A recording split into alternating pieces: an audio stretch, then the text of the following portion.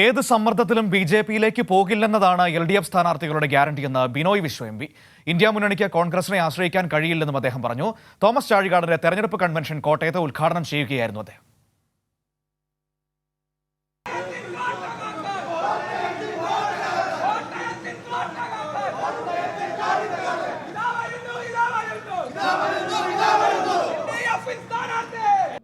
തെരഞ്ഞെടുപ്പ് കഴിഞ്ഞ് തൂക്കുസഭ വന്നാൽ അദാനിമാർ രംഗത്ത് വരും.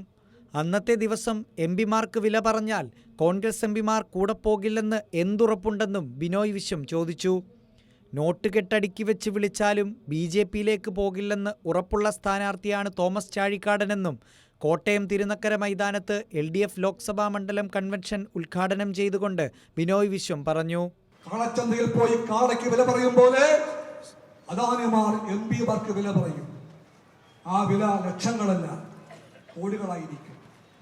ആ വില കാണിച്ചുകൊണ്ട് മോദിക്ക് വേണ്ടി അദാനിമാർ മാടി വിളിച്ചാൽ പോകില്ല എന്ന് ഉറപ്പുള്ള എത്ര പേരുണ്ട് കോൺഗ്രസിൽ? എത്ര പേരുണ്ട്?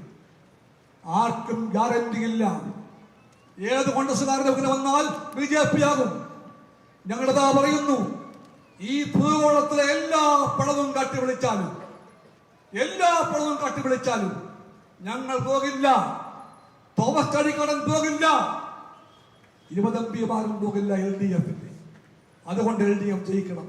തെരഞ്ഞെടുപ്പ് കഴിഞ്ഞാൽ ബി.ജെ.പിയിലേക്ക് പോകാൻ അഡ്വാൻസ് വാങ്ങിയവരാണ് സംസ്ഥാനത്തെ കോൺഗ്രസ് നേതാക്കളെന്ന് ചടങ്ങിൽ അധ്യക്ഷത വഹിച്ച മന്ത്രി വി.എൻ. വാസവൻ പറഞ്ഞു.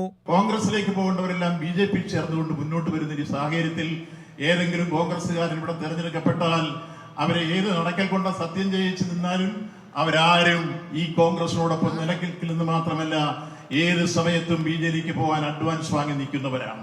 ഭരണഘടനയുടെ നിലനിൽപ്പ് തീരുമാനിക്കുന്ന നിർണായക തെരഞ്ഞെടുപ്പാണ് ഇത്തവണത്തേതെന്ന് Kerala Congress M chairman Jose K Mani MP. പറഞ്ഞു.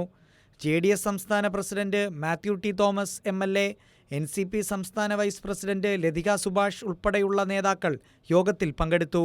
കൈരളി ന്യൂസ്, കോട്ടയം.